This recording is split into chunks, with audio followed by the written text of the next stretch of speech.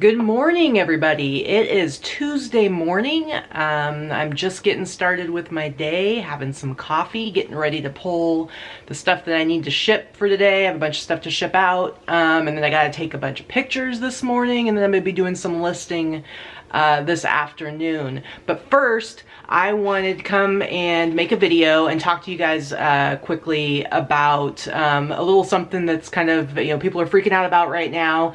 The whole email message that came out yesterday from eBay talking about your account health and talking about your return rates. And I wanted to kind of do a response video and hopefully clarify some things, or just kind of talk through this with you guys and hopefully get some people to calm down a little bit.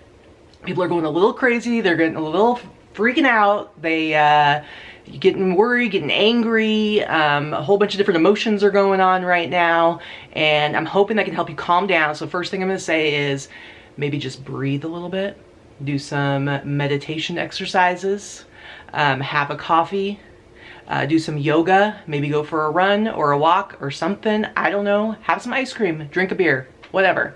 It's morning, Bloody Mary. Whatever's gonna calm me down right now. First of all, okay, so let's just talk about what this email actually was. So it was not a mistake. It was not spam. This is not a fake message. Nobody hacked into the eBay servers and sent out spam messages telling you about your return rates and freaking you out. Okay, so it definitely was not, nobody's scamming you or spamming you or trying to trick you in any way. Okay, this is a legit message that came from eBay. Now, some people are saying that they called customer service and they were told it was a glitch or a mistake. I don't think it was a mistake that it was sent out. I think that they sent out this message. They put together this data. They came up with the wording in the messages and they sent them out to people. Now, is there some issues with the data that's in there? Could there be some mistakes with the data? Sure. I'm inclined to believe that because of the different numbers that I've seen from different people and the difficulty in like figuring out like what the calculations actually are and what they mean. But I don't think that it was a mistake that the message was sent out. This was a decision that was made. The message was sent out and it was legit. Now, not all of you got this message yesterday, but some of you did. And basically what the message was is it was talking about your account health as it specifically is pertaining to INADs, items not as described returns. So we're not talking about regular returns. We're not talking about, people just deciding they don't want something. We're not talking about people getting a pair of pants and then saying that they don't fit and they want to send them back. Those are just what they call remorse returns, and those are not included in these numbers in this message that was sent out, in the data that was sent out. This is specifically for item not as described. So when somebody gets something and they say that it's not, it wasn't what was described in the listing, it wasn't what they saw pictured in the listing, maybe it was something that came and it was, it had flaws, it had damage to it, things like that. So for instance, the one that I did get one INAD in the last 90 days, my message was covering the last 90 days, and mine was for item arrived damage. And what it was totally my fault. It was a t-shirt that I had listed, and it had a tear in it. And I remember when I took the pictures, I saw the tear. I remember I remember seeing it, and I had planned to put that in the listing, and generally I do, but I was doing a whole bunch of t-shirts at this one time and listing them, and when I got to that one, I completely forgot about it. I don't know if I just overlooked it in my notes or what, but I did not disclose it in the listing. And when the person got their t-shirt, it had a big tear in it and they were upset, and rightfully so. And when I saw it, I'm like, oh, I do remember that. So, and I refunded them. They gave me a neutral feedback. They said that the item came damaged, but they did get a refund right away. So I'm okay with that feedback. It's completely, it's the truth. It's, and I hope that anybody who sees that feedback, they're going to know, like, at least that I'm going to deal with the problem when it comes up, and I did give them a refund. Okay. So that's what the INAD is. So again, this is only talking about INADs, only talk about items not as described, okay? So as far as the information in these emails go, I don't necessarily think that, like, I understand that people are upset about it, and I think one of the issues is that a lot of us, we don't really have a frame of reference for this data. We've never been given this before. We've never been given these charts before. We don't necessarily know like how it's being calculated, so it's a little bit confusing, and so it's hard to know like what are you supposed to do with this information. I know that you know, I've had like about 500 sales in the last 90 days, and I had one item not as described. My data shows that my return rate for INADs is 0.23, which sounds about right, but it also says that it's comparing it to other sellers in the clothing and shoes categories, is what I mostly sell in, for items ranging from $20 to $50. And so so for other people, like, it's looking like they're just focusing on one category, but are they only using numbers from that? And some of the numbers aren't quite looking right. So that's where it kind of comes into play, where I'm not entirely sure that all the data that they use was accurate, or the way that they calculated it is accurate. Okay, so the other thing I wanted to talk about, I'm sorry if this is a little rambly, but I'm just trying to like get my thoughts out and hopefully help you guys kind of process what this message was all about. The other thing is that people are getting really angry. They're feeling like eBay is trying to punish them, or this is another example of eBay's out to get them, or doesn't like the small sellers, or just we're trying to get rid of small sellers. And I think that it's really problematic if you are looking at, if you have a general outlook of the world that people are out to get you, or someone's out to get you, or you're looking at everything from kind of a cynical viewpoint, or you have like a cynical filter when you are approaching things that happen to you in the world. I think that's problematic. I think that, you know, when you immediately react and you feel like there's something nefarious about, you know, what the intentions are of like another person or like eBay, I think that's problematic. I think that, you know, you're causing yourself a lot more stress. I mean, I think that not everybody is trying to hurt you. eBay certainly isn't trying to hurt you. I think, you know, eBay's goal is the same as ours. They want us to be successful. They want us to have successful sales. The more successful we are, the more successful they are. We make money, they make money. This all comes together, okay? Does that mean they don't make mistakes? No, that doesn't mean that. But it doesn't mean that they're out to get you. Now, something that people were very upset about in this message is there is a line in it where it says, actually, let me look, I'm gonna pop over here real quick. People feel like they're being threatened with listing visibility. Like they were being told that if you have a high return rate, that you are going to be punished with lower visibility of your listings. So let me go and I'm gonna look at this real quick here. Okay, so this is what it says specifically.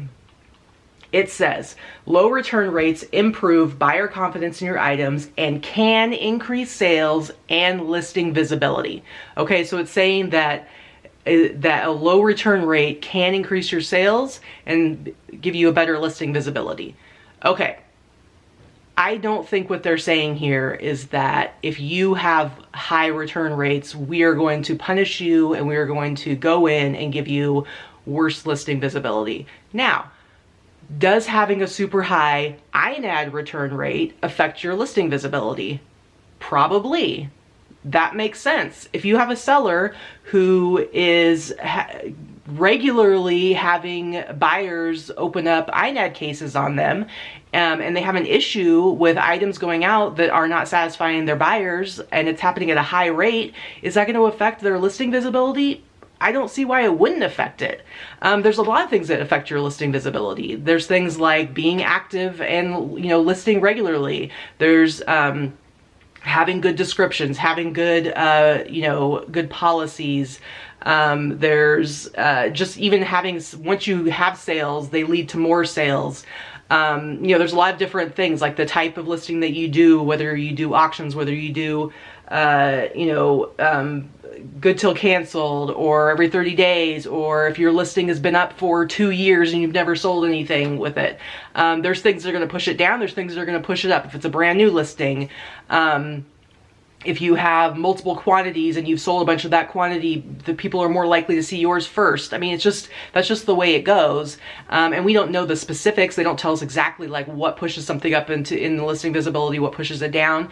But we kind of know from best practices and things that eBay tells us, like, here's some things that will affect it. And here, what I see them saying is not that they're going to punish you, not that you, because of this number that's in this message, you have now been pushed down in listing visibility. I do not think that's what they are saying. I think what they're saying is they're giving you information that here is another thing that is going to contribute to how well your stuff is seen on eBay. And I also think that just because you're selling on eBay, just because you sign up for it, just because you're paying some fees, doesn't mean that you automatically are entitled to having all of your stuff be up at the top. It doesn't mean that you're automatically entitled to be able to sell things and to get the money that you want for them. It still is a business. You still are trying to run a business, and some businesses fail. You're given a lot of tools, you're given a lot of best practices, you're given a lot of advice. And yes, they're going to use things like Top Rated Seller Plus to hopefully incentivize you doing things the way that they want you to do them, because they have to have a way to try and push people to have certain policies that they want to encourage on their site. And that makes sense to me, and it's completely within their right as a business. But just because you're able to sell on eBay doesn't mean that you're automatically going to be successful at selling on eBay. And your success on eBay is not necessarily eBay's responsibility. And just because you're not doing well on eBay, that doesn't mean that they are responsible for that. You're responsible for being successful. You're responsible for taking all the tools, taking all of the advice, taking all the best practices, taking all the information that's out there, all the information that's out there for free, and putting that together and trying to do your best to put forth the best items, the best listings, and the best customer service. And those things are going to come back and help you to be successful. Okay? But all those things, when they give you information like this and they say, here is a way that you can improve your listings so that you are going to have better visibility, that's not about a punishment. That's not about you being punished. But if you are a seller and you have a high rate of item as described returns, yes, you should go down in listing visibility. Absolutely. I don't want a seller, if I'm out there shopping for something as a buyer on eBay, I don't want a seller that has a high rate of INADs to be up at the top, because you know what? I'm probably not going to go through pages and pages of results. I'm going to look at the first page and I'm going to see probably whichever one jumps out at me. That's something that I want to buy, and I want to have some confidence that it's a good seller, that I'm going to get what I'm ordering, that what I paid for, which is what people want. By and large, people want to they want to pay you money and they want to get what they thought that they were ordering. And I don't think that's a lot to ask. I also think that, people are concerned about, well, there's all these buyers out there that are falsely opening INAD cases when it's just buyer's remorse. Does that happen? Absolutely, that happens. It happens sometimes. Overwhelmingly, does it happen? No. The vast majority of people are just regular people that want to receive the thing that they paid for. Is it going to happen occasionally? Yes, it is. Are you going to have so many people opening these false INAD cases against you that your numbers are going to like skyrocket and you're suddenly going to have all your listings pushed down in listing results? No, that's not going to happen, you guys. It just isn't, okay? It's about having quality listings. It's about, and we're talking about numbers here. So freaking out about 1 or 2 INADs that you've had over the last year that maybe weren't correct. Well, you can always call eBay and you can work with them on it and they'll help you out with it. But also, like, don't freak out. That's not going to affect your overall numbers to such a degree that it's going to negatively impact your business. So if you have a high INAD number, and especially if you have a high volume of stuff going out, like, yeah, you should be paying attention to that. You should be seeing if there's ways that you can improve your listings.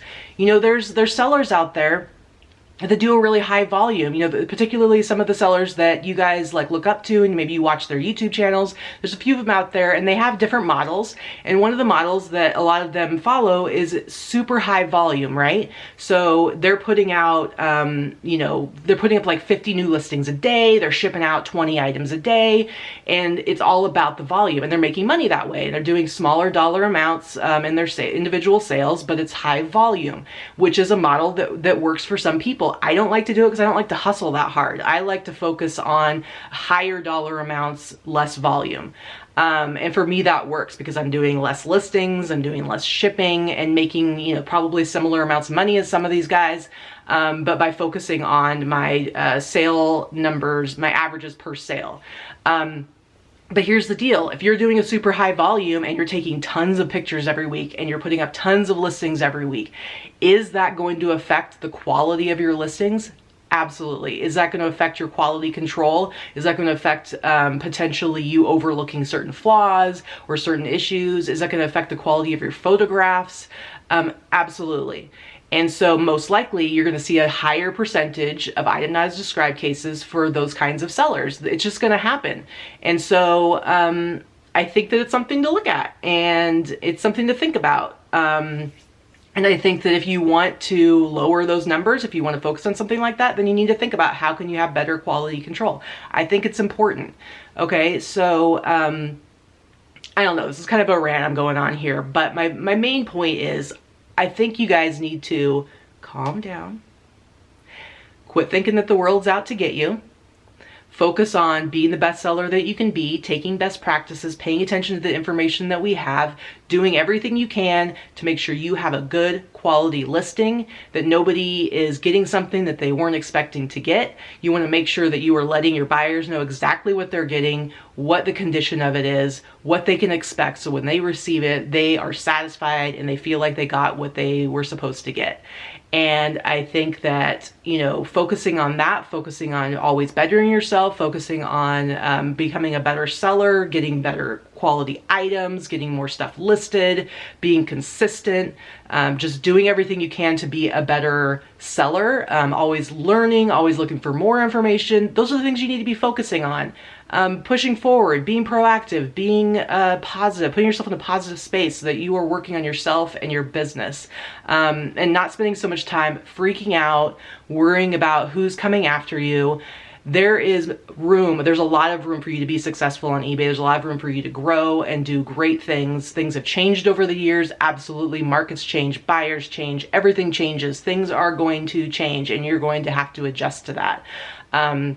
Now, I do hope that at some point we are going to hear something back from eBay, hopefully today. I don't know. It would be nice if they would clarify what's going on with this message. I do think that there are some issues in the message about the INAD returns, but again, quit freaking out, focus on your work, get stuff done, be good to each other, be respectful. If you want to reach out to eBay, just calling customer service may not be the best way. You might want to go maybe send a message to eBay for Business, the Facebook page, because I do think that they should get feedback, but like just check yourself. Like don't be super angry, don't be freaking out, don't be calling them names.